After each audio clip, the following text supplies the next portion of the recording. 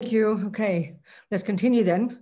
Just thinking we're here again after our little break to continue to listen to this advice from Lama Zopa Rinpoche in his book, based on the teachings in Tibet, based on the teachings of the Buddha from India, on how to, one, live our life in the framework of impermanence, two, how to die well, so we ensure we're going to have a decent human body, and then also a Pure Land rebirth, which I'll talk about, and which means we have to understand karma, which I'll talk about. So that we can help others do the same. The animals, the mouse, the ant, the pussycat, the grandma, the baby, sentient beings, you know. It's the most precious gift we can give them. That's it. That's why we're here. Okay, so several things to talk about. One is to describe the Pure Lands, what that means. The other one is to look at karma in more detail, which is fundamental to understanding this entire teaching, basically, why we began a little bit about that. And then in particular, let's come up with the topic of why we shouldn't kill our pussycat, or why it's preferable not to kill our pussycat, to allow it to die naturally if we can, and same with our grandma. The logic behind that. So it gives us the basis for thinking about that. It's not sort of fundamentalism. We make the decision, but like any decisions we make, we need to be informed, don't we? You know, we need to be informed. So, okay. So let's look at the Pure Lands. Okay.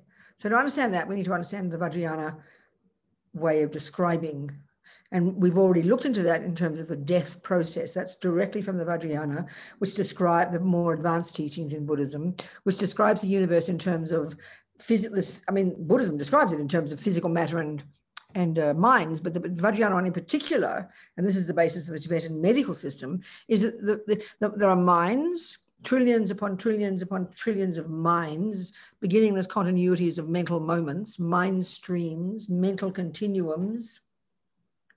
And all minds are inextricably and just naturally and inextricably linked to their own set of the four elements. It's just the way it is. It's like the building blocks of people and the building blocks of the universe. Basically, it's a way of putting it. Okay, so I mentioned this a bit yesterday, but I'll say it again here.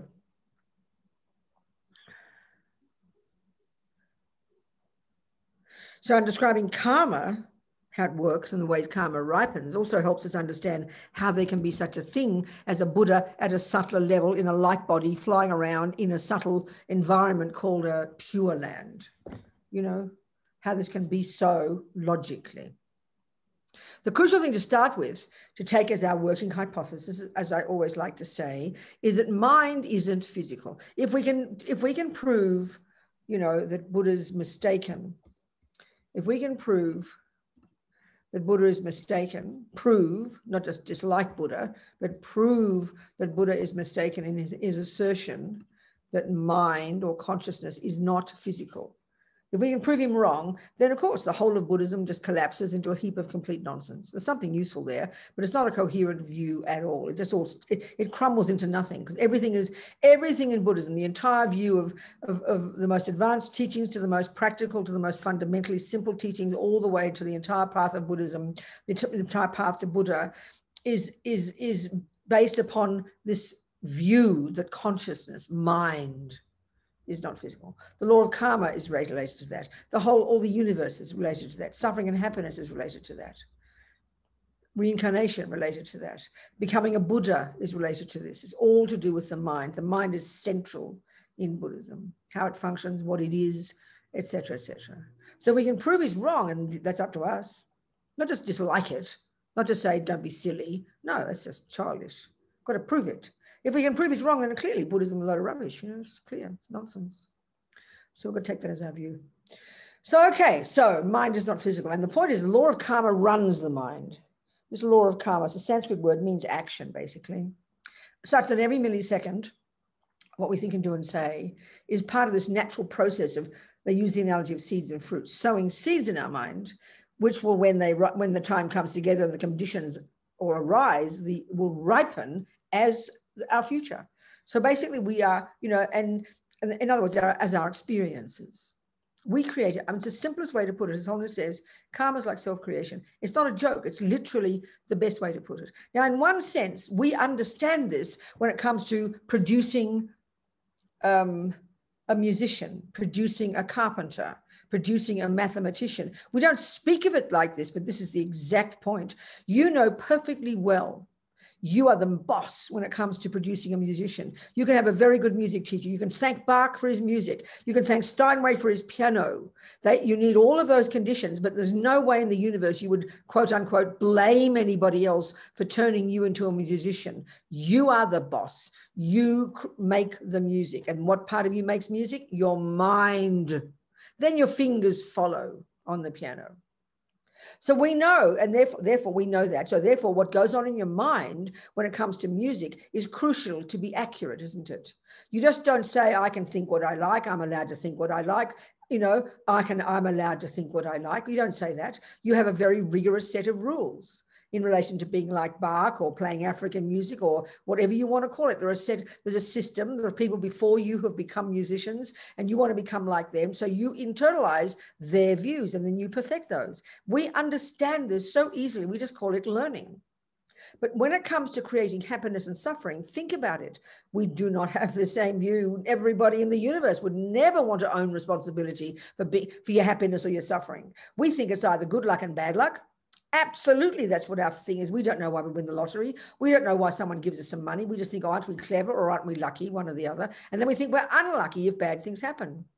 We didn't ask to get born, did we? We say that, which implies I have no responsibility, which implies I don't play a role. And that's why when you go to your therapist, and you go to your neuroscientist, you go to your psychiatrist, the whole model in our materialist world will tell us that we are indeed the product of mummy and daddy. And we will even dig up the brains of the psychopaths to try and find out what it was in that brain that made them be psychopathic.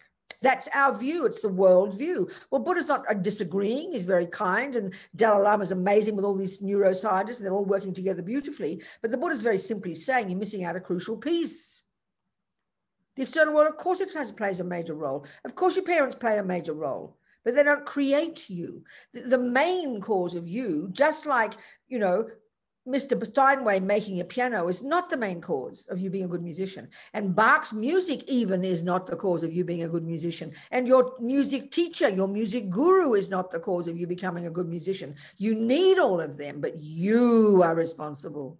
That's exactly what karma is, except it comes to happiness and suffering. And it comes to kindness and love and anger and jealousy and resentment and fear and depression and anxiety. Buddha divides all of the categories, all the state of our mind into two categories: the neurotic, ridiculous, unhappy, deluded, distressing, miserable ones that completely causes terrible suffering and causes to harm others, and the positive, appropriate, reasonable, virtuous, useful states of mind, which are the cause of our happiness.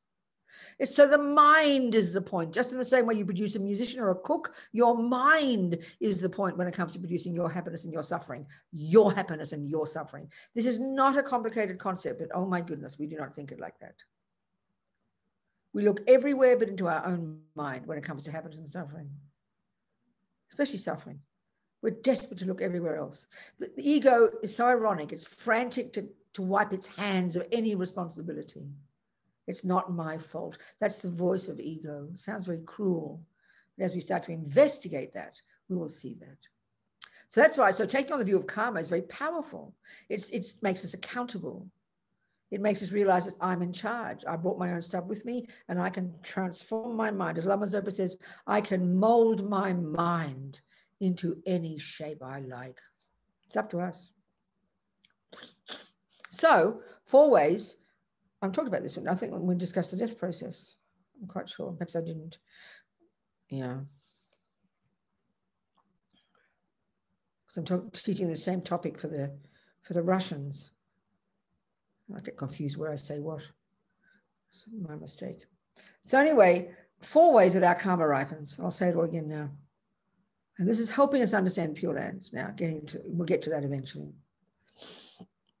So the first way, there are 4 ways our karma ripens. 4 ways that what we think and do and say leaves seeds in the mind that will ripen in the future. 4 ways. One is a type of rebirth. One is within that rebirth, let's say we got the human body. So as far as Buddha is concerned, it's like we won the lottery. We didn't win the lottery. It's all hard work.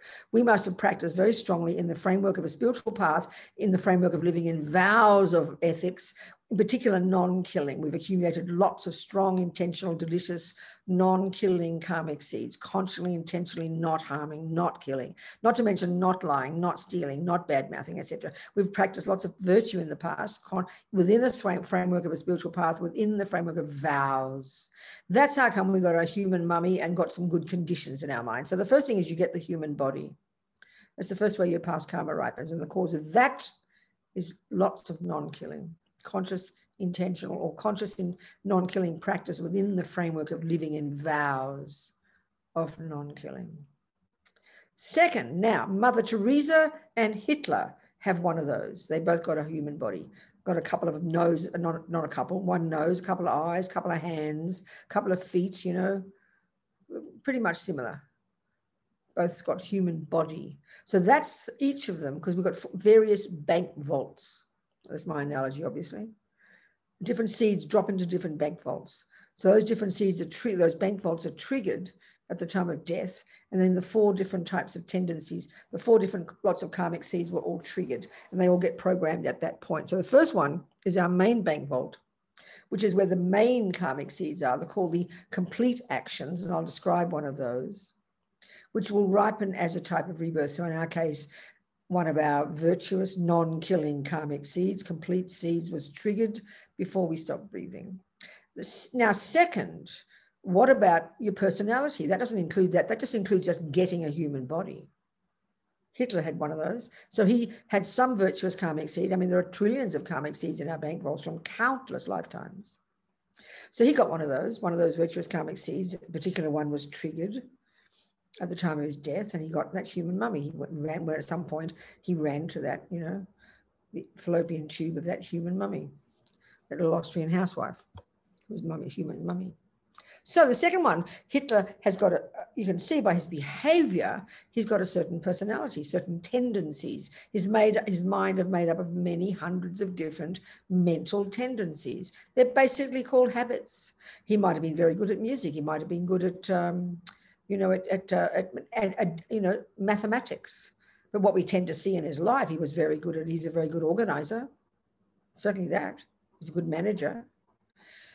He was very ambitious. He's very good at killing, very organized, you know, good at killing. He had very strong, really kind of wacky, deluded viewpoints about the world. You can say that. Very strong, wrong views. So he had lots. I mean, he might have been kind to his dog. He was probably kind to his girlfriend. He had lots of tendencies, like all of us do.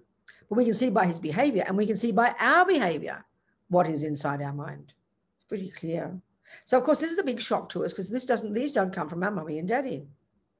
Buddha says there's no benefit in looking in Hitler's brain. You won't find any answers there.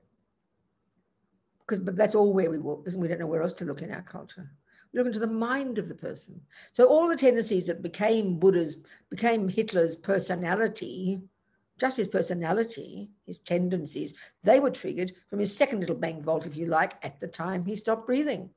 The personality of Hitler and all his tendencies came along with that body. Now, the next lot, we can see this second karma is called tendencies similar to the cause, habits, in other words. You look at these little children on YouTube. I'm fascinated by them. They're 6 years old. They're playing Bach. You can't believe your eyes. They clearly must have done a bit of practice of piano in the past. It's a bunch of tendencies. It's very simple. It's a bunch of tendencies, habits. Not mummy's habits, not daddy's habits, not the monkey's habits, not grandpa's habits, our habits that we brought with us. So the simple thing here is, in the materialist model, we do look back into the past, and Buddha looks back into the past, but the radical difference is, in the materialist model, we look back into the past of mummy, daddy, and grandma and grandpa and the monkeys. They can tell us certain things, but in terms of the person, you've got to look back into their own past, and that's the concept of reincarnation and karma. So then, the third way your karma ripens, because we're social beings, aren't we? We get born with sisters and brothers and aunties and uncles and rats and cockroaches and, you know, people down the road and neighbors and friends and enemies and all the rest. We're very social beings. So the third way our karma ripens, Hitler's karma, for example, this is called experiences similar to the cause. So look at his life. He had a lot of people. He impacted upon millions of people. So most of our lives, we mightn't impact upon that many. So let's look at ourselves.